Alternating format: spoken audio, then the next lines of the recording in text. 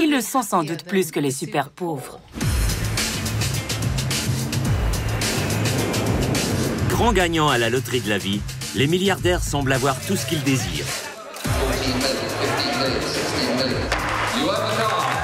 L'argent des milliardaires leur donne la liberté de choisir. Après tout, c'est ce qu'on souhaite tous. Il y a 10 ans, les milliardaires avaient des yachts. Aujourd'hui, ils ont des méga yachts. Leurs résidences sont des forteresses d'un luxe incroyable. 80 millions, peut-être même plus. Dispersées aux quatre coins de la planète. Ma maison est-elle la plus grande? Est-elle la mieux située? Leurs jouets sont absolument extraordinaires. La femme d'un de mes clients voulait garder un poney à bord du yacht. Et il ne faut surtout pas oublier la tranquillité d'esprit qui découle de ce bien-être financier. Par-dessus tout, les super riches craignent de perdre leur fortune. Les individus dont la valeur nette est très élevée ont des problèmes de confiance. Parce que tout le monde profite de leur richesse, moi y compris. Je n'envie pas du tout les milliardaires. Leur argent leur complique trop la vie.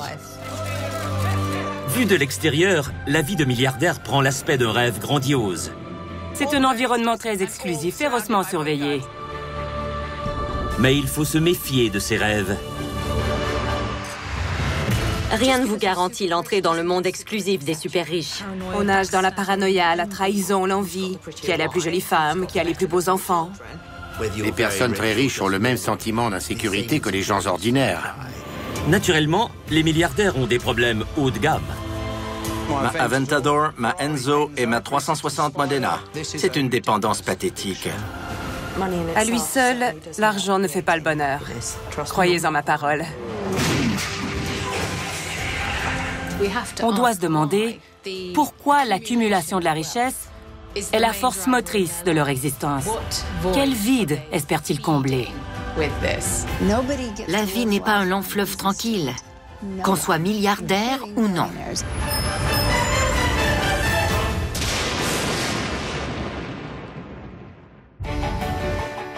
Si un critère spécifique permet aux milliardaires typiques de mesurer son succès, c'est sans doute l'ampleur de son personnel.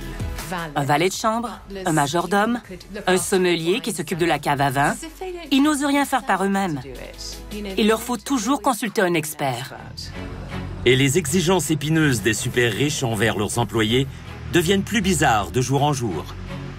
Je me souviens d'une femme qui exigeait qu'on allume 200 à 300 bougies tous les soirs.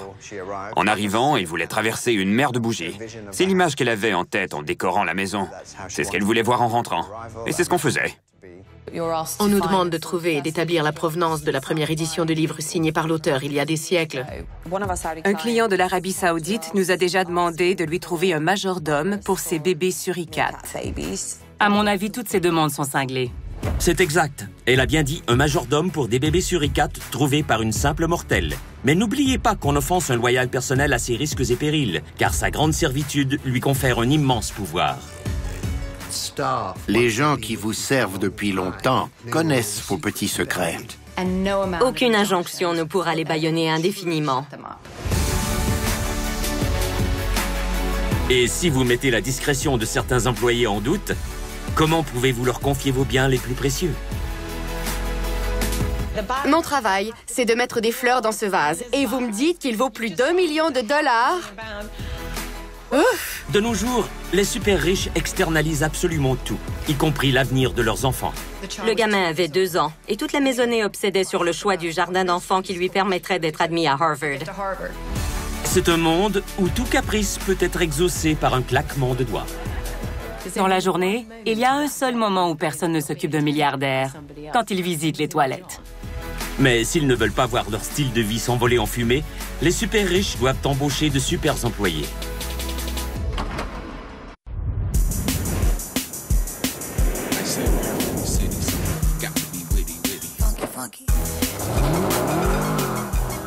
Voilà l'habitat d'un milliardaire. Un monde où le trop devient souvent insuffisant.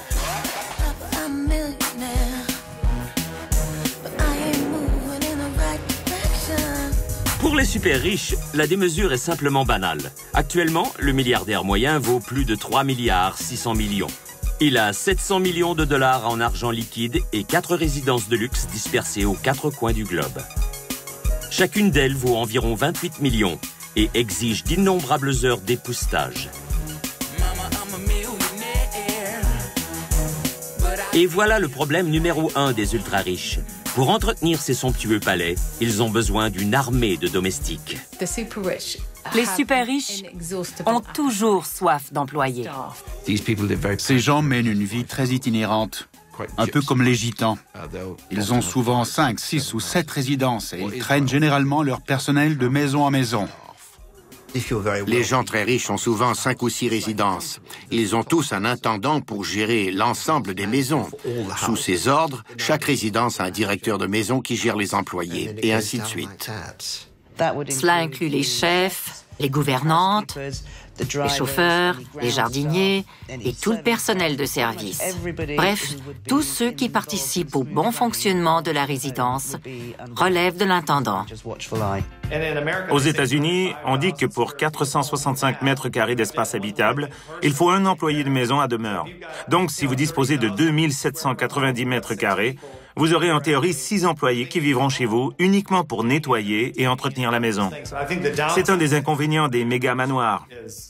Et il y en a beaucoup d'autres.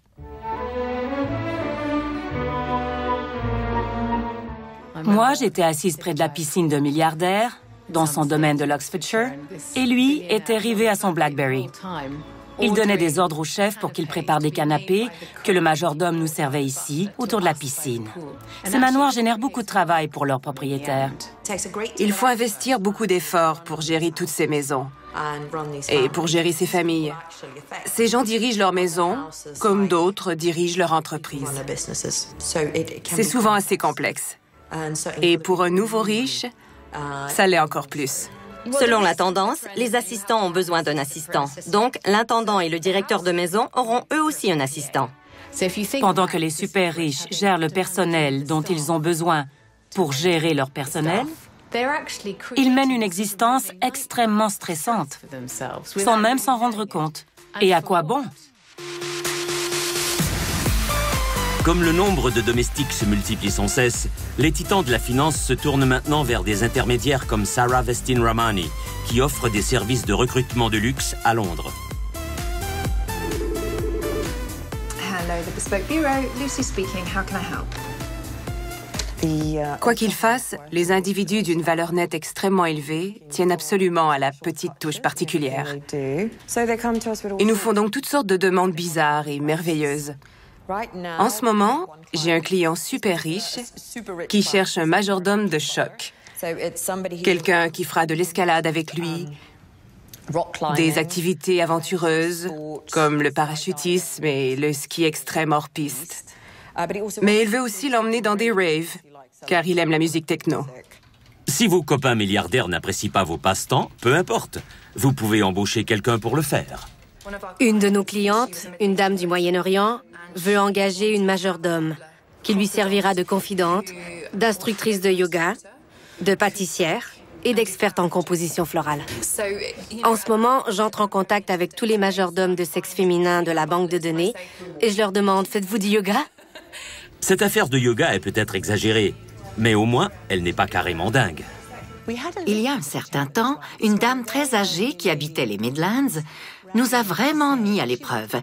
Elle voulait un majordome doublé d'un joueur de cornemuse. Chaque matin, de 7h30 à 8h, il devait s'éloigner de la maison à pied, puis revenir lentement en jouant de la cornemuse, afin d'être sous la fenêtre de sa chambre à 8h30 précise.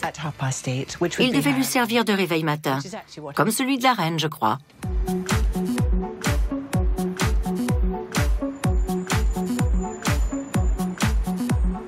À l'agence de Sarah, les super riches demandent souvent que tous les membres de leur famille soient traités comme des rois. En ce moment, j'ai un client arabe qui vient de déménager à Londres en laissant ses épouses, oui, au pluriel, derrière lui, sauf la nouvelle, une jeune femme russe d'une grande beauté. Ils ont un labrador de couleur chocolat, pour lequel ils ont acheté un appartement. Le chien a donc sa propre résidence. Il est mieux logé que moi. Et il lui fallait une nounou. Cet appartement est extraordinaire. Je l'ai visité. Le chien a des superbes télés à écran plat pour se distraire et des vues admirables du fleuve. C'est la vie des clients dont je m'occupe en ce moment. Si les toutous choyés des super riches ont droit à un appartement avec vue sur le fleuve, qu'est-ce que le milliardaire actuel doit dépenser pour loger son personnel? Le personnel de maison est la ressource la plus précieuse de la planète et la plus difficile à obtenir. Il faut en prendre soin. Le personnel privé de niveau supérieur, comme les directeurs de maison, les intendants, les régisseurs, les majordomes et les assistants personnels, entre autres, peut facilement gagner dans les 6 chiffres, de 200 à 400 000 $. Ils sont très bien traités. Ne sous-estimez jamais l'importance des quartiers des domestiques. Un de mes amis habite Eaton Square, où il reçoit constamment des lettres qui disent en gros « Nous cherchons un endroit où loger notre chauffeur et notre concierge. Seriez-vous prêt à nous vendre votre appartement ?» C'est tout simplement extraordinaire. Ces appartements valent 30 ou 40 millions et on les achète pour loger des domestiques. Une des raisons qui explique ce traitement de faveur est que les super riches ont terriblement peur que leur chef finisse par se mettre à table. Leur personnel représente la plus grande source d'inquiétude des super riches. Ils sont paranoïaques et ils ont raison de l'être, car il suffit d'embaucher les anciens employés d'un super riche pour connaître tous ses secrets. La confiance est primordiale, car après quelques années de service, vos domestiques n'ignorent rien de votre vie. Ils savent tout. Et aucune injonction, aucun démenti ne pourront jamais les réduire au silence. Alors que font les super riches? Ils les paient plus cher et encore plus cher. Je ne comprends pas pourquoi il n'y a pas plus de livres intitulés « Le journal intime de majordome » sur le marché. Dieu sait s'ils ont des histoires à raconter. Et de temps à autre, un milliardaire fait les frais. Voilà nos 3 exposés les plus percutants. En 3e place, une révélation choc. Le collectionneur d'art Charles Saatchi a été couvert de honte quand son assistante a déclaré qu'il l'avait payé pour acheter de nombreuses copies de son livre dans l'espoir de le voir apparaître sur la liste des best-sellers. En 2e place, Lady Gaga a du mal à garder un visage impassible car elle est furieuse des révélations de son ancienne assistante qui prétend qu'elle devait partager le lit de la star qui déteste dormir seule. Et en 1re place, la reine n'a guère aimé les médisances d'un reporter infiltré parmi les domestiques royaux. Il semble que les petits déjeuners de Buckingham sentent la caravane car les flocons de maïs princiers sortent d'une boîte en plastique. Conclusion, les super riches devraient toujours enquêter sur la morale d'un futur employé. Dans le monde des milliardaires, l'argent liquide achète le prestige. Aux yeux du public, chaque aspect de leur vie confirme leur statut social et leur succès. Mais intérieurement, ils ont tous les mêmes doutes, car plus on est riche, plus les risques sont élevés, et ils savent que l'avenir de la lignée reposera un jour sur les épaules de leurs héritiers. Leurs enfants sont en quelque sorte leur miroir. Et s'ils ne réussissent pas, cela veut dire que leurs parents n'ont pas réussi. Les enfants deviennent un autre moyen de prouver leur supériorité sur nous. Même s'ils ont énormément d'argent, ils ont les mêmes inquiétudes et préoccupations que les gens ordinaires. J'ai passé un bon moment avec une personne qui valait plus de 200 millions $, et elle était en larmes parce qu'elle s'inquiétait pour l'avenir de son enfant. Je crois qu'ils mettent beaucoup trop de pression sur de jeunes enfants. Ils disent tous la même chose. J'ai besoin de votre meilleur tuteur pour m'aider à corriger ma dissertation. Ou bien, si je ne suis pas reçu avec la plus grande distinction, je ne pourrai pas travailler là ou là. L'échec n'est pas une option pour eux. Ils doivent performer à un très haut niveau. Le pire cauchemar des super riches est un enfant qui profite de leur rente durant toute sa vie. Les enfants deviennent un autre moyen de prouver leur supériorité sur nous. Dans ce monde, tout doit être plus gros, meilleur et plus performant. Pour beaucoup d'enfants privilégiés, le succès est d'abord mesuré par leur entrée dans les plus grandes écoles supérieures. Et pour y arriver, dès qu'ils peuvent marcher, les petits Cédric et Béatrice doivent trimer dur. Les super riches externalisent tout ce que les parents normaux font eux-mêmes, y compris l'éducation de leurs enfants. Chaque minute est donc planifiée ou sous le contrôle d'un tuteur. Pour donner une longueur d'avance à leurs rejetons, ils engagent une nounou de nuit et une nounou de jour. Puis ils embauchent des tuteurs. Le tuteur de mandarin est un exemple typique. Ils veulent que leurs enfants apprennent le mandarin pour que dans 20 ou 30 ans, ils aient une longueur d'avance sur le marché chinois.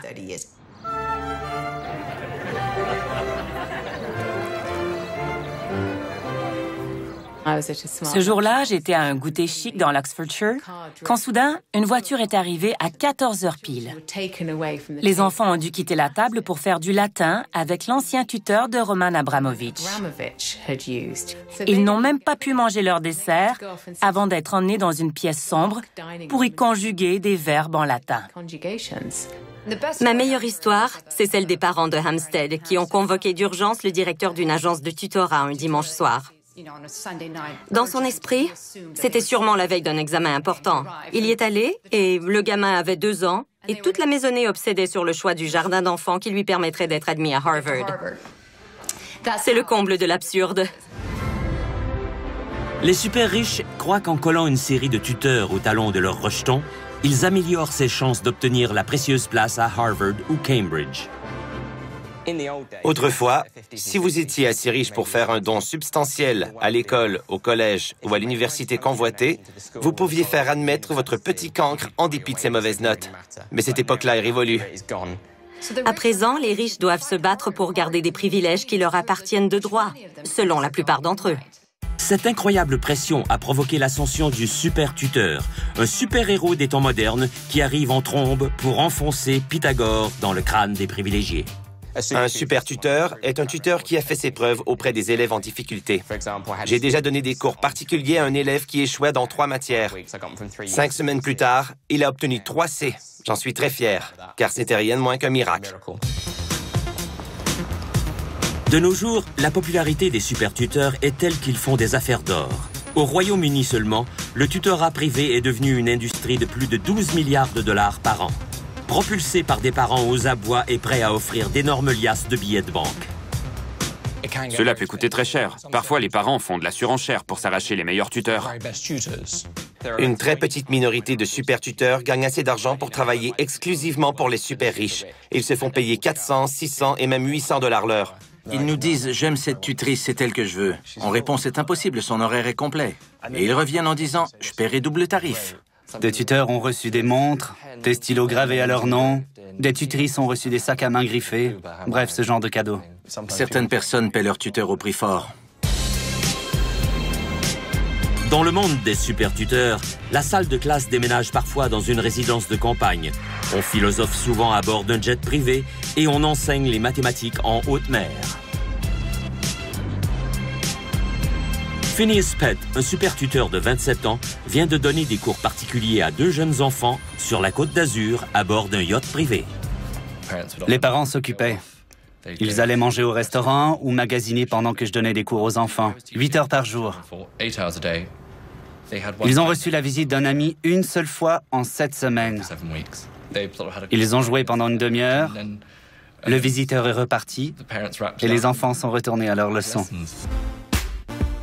Dans bien des cas, les héritiers des super riches ont déjà une base de connaissances personnelles quelque peu excentrique. Le plus vieux m'a dit « Finn, à l'école, aucun de mes amis n'a jamais entendu parler de Louis Vuitton, Hermès ou Chanel. Ils ne connaissent pas ces marques. » Je lui ai répondu « Non, et c'est normal pour des enfants de 11 ans. » Lui trouvait que c'était bizarre. Mes élèves étaient littéralement obsédés par Roman Abramovich. On a même navigué lentement à côté d'Eclipse, son énorme yacht. Je me souviens d'avoir dit « Est-ce qu'on retourne au port ?» Et le gamin m'a répondu « Non, on jette simplement un coup d'œil au yacht. On pourrait les reconnaître ou bien en voir 1 ou 2 qu'on aura envie d'acheter un jour. » J'ai pensé « Merci de me renseigner du haut de tes 11 ans. »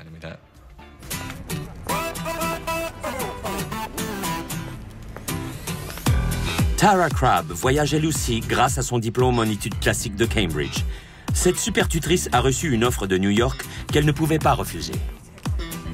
Ce poste de tutrice m'a été offert la semaine dernière. J'imagine que mon élève est super riche parce que ses parents m'installent dans un appartement de Manhattan, très proche du leur. Ils paieront mes frais de voyage chaque fois que je voudrais revenir en Angleterre. Et ils m'ont offert un salaire très compétitif. Pour gagner autant d'argent à mon âge, il faudrait que je travaille toute l'année à Londres à temps plein, au lieu de donner 2 heures de cours par jour. Je pourrais garder mon appartement et avoir 2 pieds à terre dans le monde, ce qui est, eh bien, très loin de la vie que j'imaginais.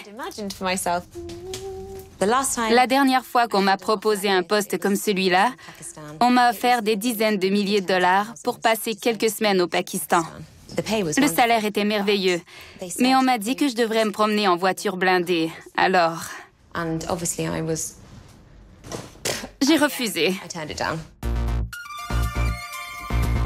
Cherchant désespérément à protéger leur fortune et la lignée familiale, bien des milliardaires n'hésitent pas à glisser les petites chaussures de leurs héritiers dans toutes les portes.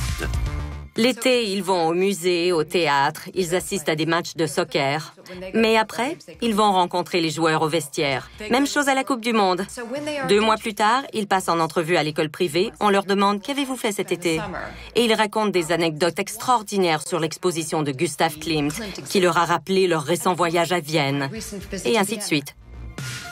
Malheureusement, parfois même la fortune de Crésus ne suffit pas à inculquer la moindre connaissance des classiques au petit Evgeny.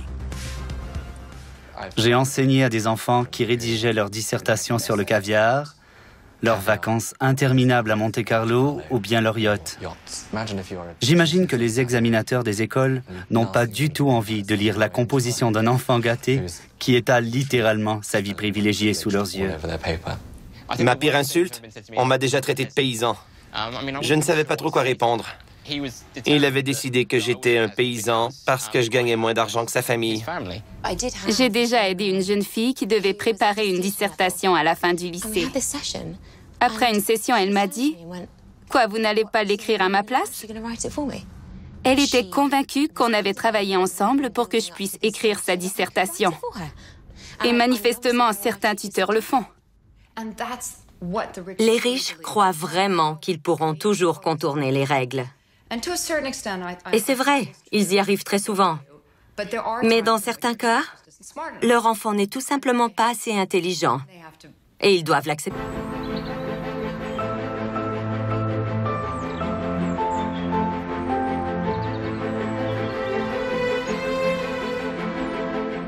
Chez le milliardaire ordinaire, les efforts déployés pour rivaliser avec les Abramovich et autres super riches sont carrément épiques.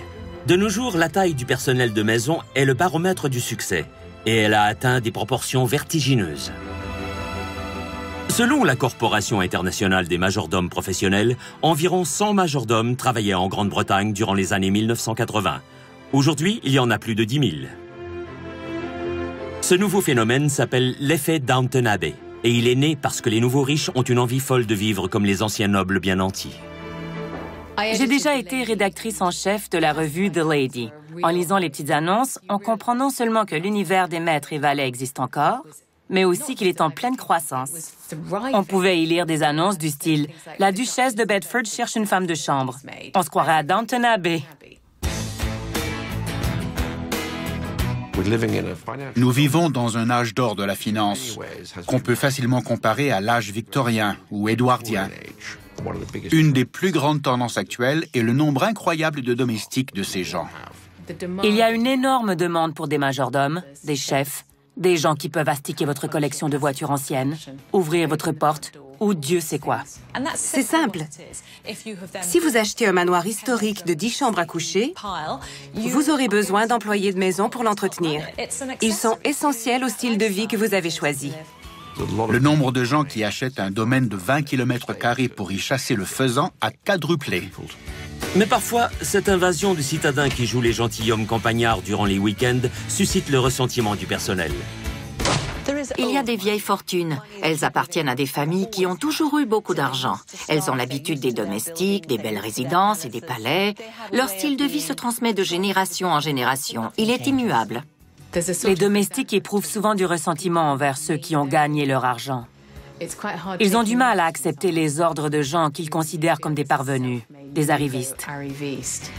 C'est pour cette raison que beaucoup d'entre eux critiquent leurs employeurs.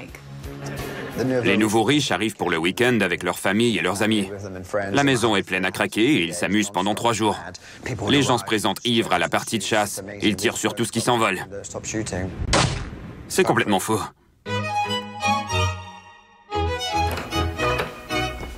Ce ne sont plus des maisons, ce sont des lieux de réunion. Ils y reçoivent des personnalités importantes, des dignitaires, des membres de la royauté.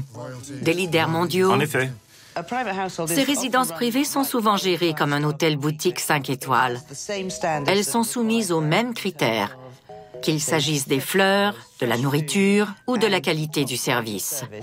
Tout doit être impeccable. Et leur personnel doit être disponible 24 heures par jour, 7 jours sur 7, rien de moins.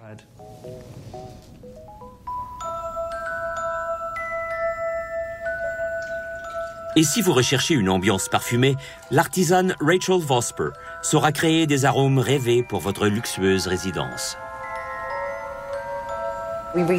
Nous venons de remplir 3 bols en cristal de baccarat qui nous avaient été expédiés de New York en première classe.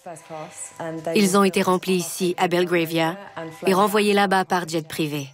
Leur imagination est sans borne. Comme l'argent ne compte pas, ils peuvent nous fournir n'importe quel type de récipient et on n'a plus qu'à créer un arôme merveilleux. Quand je parfume un hôtel particulier de 6 étages, je crée très souvent un arôme différent pour chacun des étages. L'expérience sensorielle n'est jamais la même. Souvent, 1 ou 2 employés de maison sont chargés du soin des bougies. Ils doivent entailler les mèches toutes les 4 heures et même remplacer les bougies quand elles deviennent trop chaudes. En fait, leur travail est de préserver les arômes de la résidence en gardant les bougies très propres et fraîches. Je me souviens d'une dame qui exigeait qu'on allume 200 à 300 bougies tous les soirs. Son chauffeur nous prévenait et on devait allumer toutes les bougies, de la voie d'accès jusqu'à l'intérieur de la maison, puis le long de l'escalier et jusque dans les chambres. En arrivant, elle voulait traverser une mer de bougies. C'est ce qu'elle voulait voir en rentrant, et c'est ce qu'on faisait. Ce que nous considérons comme des objets de luxe, comme les vins fins et les magnifiques arrangements floraux, eh bien, cela fait partie de leur vie quotidienne. J'ai déjà eu des clients qui possédaient une maison de campagne où chaque semaine, je devais créer des arrangements floraux valant des milliers et des milliers de dollars. Et la maison était toujours inoccupée. En tout temps, ces manoirs fantômes doivent être en état d'alerte, prêts à accueillir les milliardaires sans préavis. Et la même règle s'applique naturellement aux jets et super-yachts inactifs. J'ai déjà travaillé à bord d'un yacht privé et on y passait beaucoup de temps à préparer les visites du propriétaire. À la dernière minute, alors qu'on avait passé la semaine entière à tout frotter, il changeait d'avis et nous disait « on n'arrivera pas avant vendredi ». Et souvent, il ne venait pas du tout. La plupart des milliardaires dépensent environ 26 millions de dollars pour acheter un yacht qui devient rapidement une caravane flottante de fin de semaine. Avec ces centaines de yachts abandonnés pendant des mois, mais quand même remplis de membres d'équipage et d'employés désœuvrés, la marina de Saint-Tropez est devenue l'un des parcs de caravanes les plus chics de la planète. C'est très facile d'acheter un yacht. Le plus difficile, c'est de l'exploiter. Pour cela, il faut un bon capitaine et un bon équipage. Pendant 20 ans, Terry Gilmore a été l'intendant de navire du navigateur le plus perfectionniste de la planète. Il est donc tout désigné pour enseigner les rouages du service en mer aux nouvelles recrues. Vous voulez savoir dans quel monde vous entrez? À 8 heures, vous nettoyez les toilettes et à 13 heures, vous sirotez un cocktail à Capri. Le matin, le propriétaire est très satisfait de votre travail et l'après-midi, il est mécontent sans que vous sachiez pourquoi. Tous les détails sont importants. Prenez Charlie. 1. Il porte ses lunettes de soleil. 2. Il ne s'est pas rasé depuis 2 jours, il doit le faire. Et 3. Il devra trouver une coiffure correcte pour faire le service des cabines d'un yacht. Les grands super yachts exploités de nos jours mesurent de 90 à 120 mètres de long. Ils ont souvent 50, 60 ou 70 membres d'équipage. Ces gens-là exploitent un petit hôtel en pleine mer. Ça, c'est inacceptable. Celles-ci vont ici et celles-là, vous les mettez là. On leur apprend à servir à table, mais aussi les différents types de services. Le service d'argent, le service du majordome, le service synchronisé, le service japonais, chinois et russe, n'importe quel service. C'est une vraie pièce de théâtre. On doit jouer un rôle et rendre les plats extraordinaires. La présentation doit être soignée, les assiettes aussi, le vin doit être bien servi et le service doit être aussi bien réglé qu'une montre. Cela semble raisonnable, alors pourquoi s'attendre au pire? Eh bien, emportez vos maillots. Quand ils le jugent nécessaire, les super riches n'hésitent pas à jeter leurs employés à l'eau. Littéralement. La famille était en mer et Madame a soudain voulu nager. Une des agentes de bord a aperçu des méduses dans l'eau et elle a sauté devant Madame avec une autre agente. Elles ont été horriblement piquées, simplement pour que Madame puisse nager tranquillement. Et si vous croyez que Madame en demande un peu trop, sachez que sur les pentes de ski, les exigences des super riches ont grimpé en flèche. J'ai entendu une anecdote savoureuse au sujet d'un milliardaire qui skiait en Amérique du Nord. En rentrant chez lui, après avoir passé la journée sur les pentes avec sa famille, il s'est aperçu qu'il avait laissé tomber les clés de son Range Rover sous 2 mètres de neige. Il a téléphoné au service de conciergerie qui a loué un hélicoptère équipé d'un gros aimant. Les cours à ferraille s'en servent pour soulever les voitures. L'hélicoptère a survolé la propriété jusqu'à ce que les clés surgissent de la neige et que le porte-clés de métal soit attiré par l'aimant. Cet homme s'attendait au meilleur service et c'est ce qu'il a obtenu. Manifestement, les milliardaires actuels obtiennent des niveaux de service sans précédent en engageant des employés particulièrement stoïques. Aucune tâche n'est trop pénible pour eux. Voilà notre exposé des 3 mandats les plus étranges donnés par de riches effrontés. En 3e place, le service de conciergerie extrême. Vos désirs sont des ordres, même si vous lui demandez de réserver une table pour 2 sur un iceberg. Ou, par chance, la faune locale porte l'uniforme de rigueur. En 2e place, Farnsworth Bentley, surnommé FPS 50. L'employé du rappeur P. Diddy porte fièrement le titre de technicien solaire. Son travail, tenir le parasol de la vedette. En 1re place, et ne les cherchez pas sur les sites comparateurs, votre équipe d'intervention d'urgence en assurance. Ils adorent arriver en catastrophe pour sauver les collections d'art inestimables de leurs clients des eaux en crue ou des flammes de l'enfer.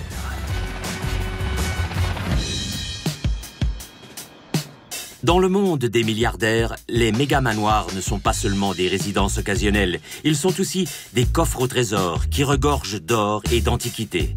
Mais la migraine est au rendez-vous, car les super riches risquent gros en laissant leurs précieux artefacts entre les mains d'un personnel fébrile et maladroit. On ne parle pas de vases ordinaires, de contenants ou d'articles qu'on voit partout. Chez les ultra-riches, on travaille avec des gens qui sont aussi des connaisseurs d'antiquités, d'art ou de mobilier. Ils s'attendent à ce que les gens de service sachent comment traiter les jolies choses, avec précaution et professionnalisme. J'ai souvent pitié des employés de maison, les majordomes, et les serveurs qui disposent les assiettes, les verres à vin en cristal et la coutellerie fine sur la table. Et moi, j'arrive en trombe avec d'énormes arrangements floraux que je dois mettre sur leur table. Ils me regardent comme si j'étais dingue et je leur dis « Ne vous inquiétez pas, j'ai l'habitude ». Une des maisons où j'ai travaillé avait un magnifique escalier en or qu'une femme de ménage était en train de nettoyer avec une espèce de brosse à récurer. Après avoir nettoyé une marche, il y avait plus d'or sur sa brosse que sur la marche. Quant aux collections d'art florissantes des super riches, il ne faut pas oublier qu'elles peuvent valoir des dizaines de millions de dollars. Heureusement, elles sont presque toutes entretenues avec amour par des équipes de spécialistes exclusives. Généralement, l'individu ou la famille super riche aura son propre conseiller artistique ou conservateur d'art. Un conservateur peut former le goût de l'individu jusqu'à un certain point. Il peut le conseiller ou conseiller la famille, lui indiquer ce qu'elle devrait acheter pour ajouter à ses actifs, mais aussi pour monter une belle collection. Grâce à ces conservateurs, les super riches peuvent à la fois s'éduquer et parader leur goût sophistiqué devant leurs rivaux. Malgré tout, il faut avoir pitié des collectionneurs d'art milliardaires. Même si la beauté est une affaire de goût, parfois leur personnel ne le voit pas du même œil. J'ai entendu une horrible histoire à propos d'une femme de ménage qui aurait effacé la lune d'un merveilleux tableau. Elle était partie de chez elle sans ses lunettes, mais elle savait que la veille, il y avait eu une fête à la résidence où elle travaillait. Elle a vu le tableau et remarqué une tache blanche. Croyant que c'était une éclaboussure, elle l'a nettoyée en effaçant la lune du même coup.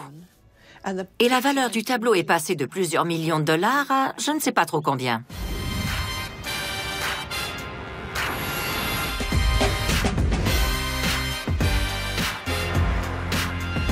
À Londres, dans le triangle de platine formé par Mayfair, Belgravia et Knightsbridge, les épouses des oligarques russes et des milliardaires du pétrole arabe doivent embaucher des employés additionnels pour les aider à gérer les exigences uniques d'une vie de grand luxe. Née en Égypte, Maureen Tadros dirige maintenant un service de conciergerie sur commande qui aide les riches nouvelles arrivées à s'adapter aux terribles rigueurs de la société londonienne.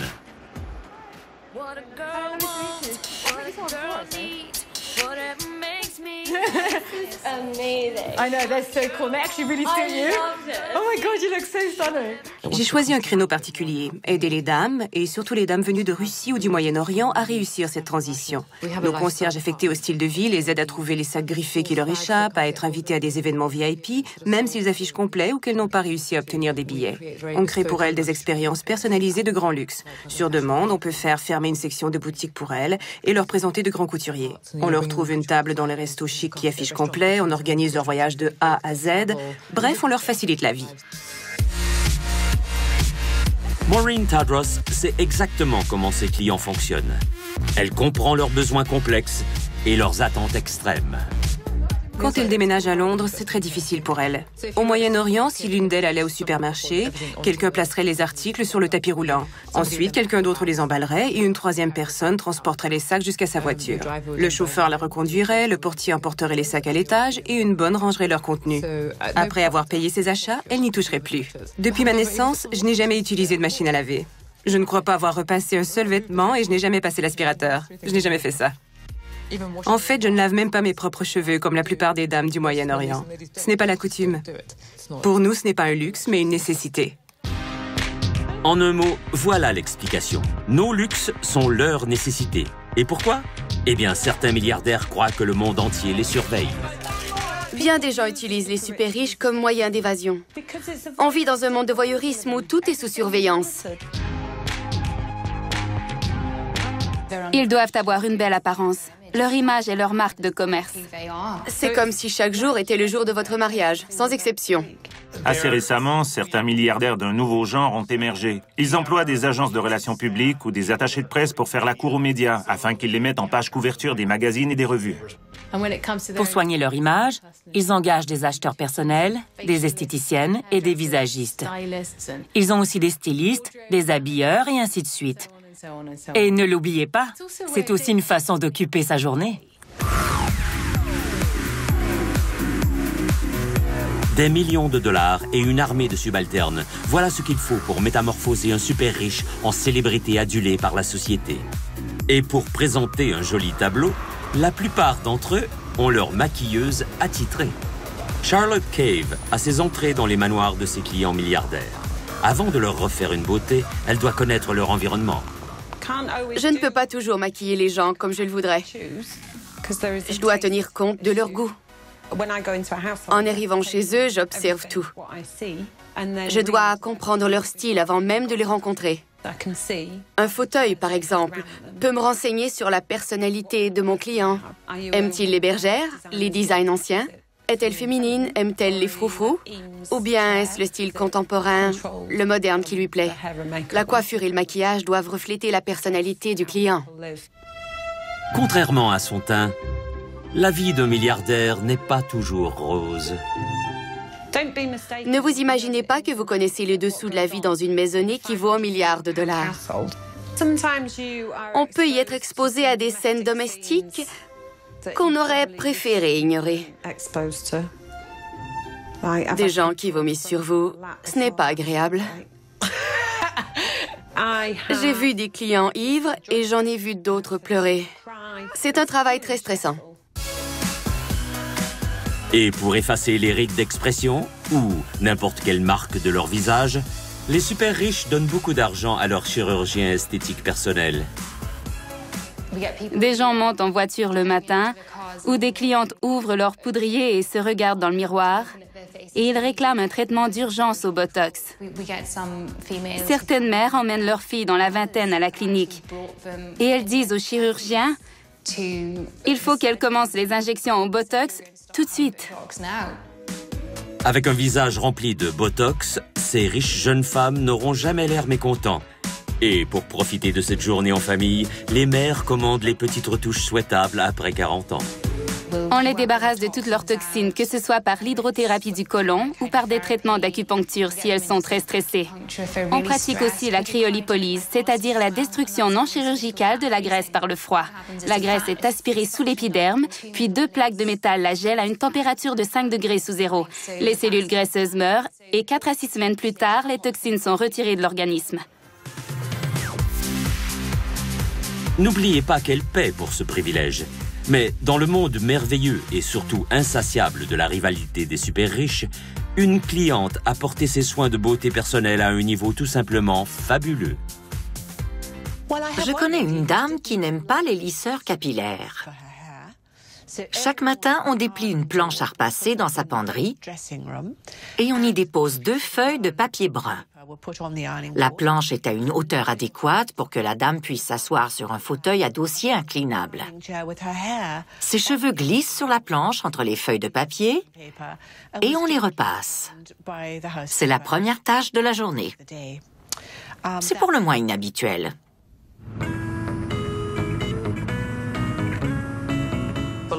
Je sais que plusieurs de ces femmes souffrent. Oui, c'est manifestement une souffrance de grand luxe, mais elles souffrent vraiment. Cette poursuite effrénée de la jeunesse ne change pas leurs sentiments profonds. Elles sont obsédées par leurs défauts, au lieu de se concentrer sur les aspects positifs. On s'imagine que les super riches jouissent d'une confiance inébranlable. Mais la plupart des gens n'ont pas confiance en eux. Ils n'aiment pas leur apparence. J'ai constaté que les gens très riches n'étaient pas différents des gens ordinaires à ce propos. En situation sociale, les premières épouses côtoient souvent les 2e ou 3e femmes. Elles ressentent alors une certaine pression. Une femme plus âgée aura besoin de se sentir en beauté pour rivaliser avec une jeune femme de 20 ans. Les femmes en particulier se mettent beaucoup trop de pression. Même si votre entourage vous répète que vous êtes beau, merveilleux, que votre réussite est enviable, si vous ne le ressentez pas vous-même, ça ne rime à rien. En fait, ce genre de problème prend plus d'importance dans le monde des super riches. Traités aux petits oignons comme ils le sont, les super riches s'en tirent-ils mieux que nous? Ça ne doit pas être très gratifiant de passer beaucoup de temps au restaurant, dans les boutiques ou les cafés, sans vraiment travailler entre-temps. Il y a une impression de vide sous-jacent. Quand on a des dizaines d'employés pour nous dorloter, nous nourrir, nettoyer nos vêtements, nos planchers et le reste, eh bien, d'une certaine façon, on devient inutile dans sa propre maison. Un excès de domestique rend paranoïaque, parce que tôt ou tard, ils finissent par diriger votre vie. Ce mode de vie peut provoquer un sentiment d'impuissance. Quand on reste immobile à attendre que d'autres fassent tout pour nous, notre estime personnelle diminue. On a peut-être l'air supérieur, mais au fond, on se sent assez vide à l'intérieur. L'augmentation du personnel reflète l'accroissement des biens. Et tout ça se solde par une charge de travail supplémentaire. Je ne crois pas connaître un seul individu qui travaille pour une personne super riche et vraiment heureuse. J'ai hâte de lire Les Confidences d'un tuteur. C'est le prochain best-seller.